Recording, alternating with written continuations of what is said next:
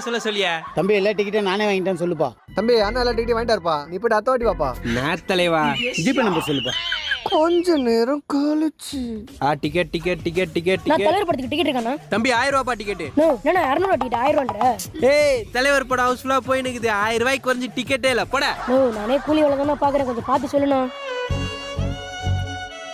உன் கஷ்டம் எனக்கு புரியுதுப்பா. உனக்காக 1000 ரூபாய் தான் டிக்கெட். 300 ரூபாய்க்குண்ணா. 300 ரூபாய்க்குலாம் டிக்கெட்டே இல்ல. கிளம்புடா. அண்ணா கொஞ்சம் பாருங்க. தலைவா டிக்கெட் இருக்குதா? இருக்கு தலைவா. ஒரு டிக்கெட் கொடு தலைவா. தலைவா 1000 ரூபாய் தலைவா. தலைவா பரவாயில்ல கொடு தலைவா.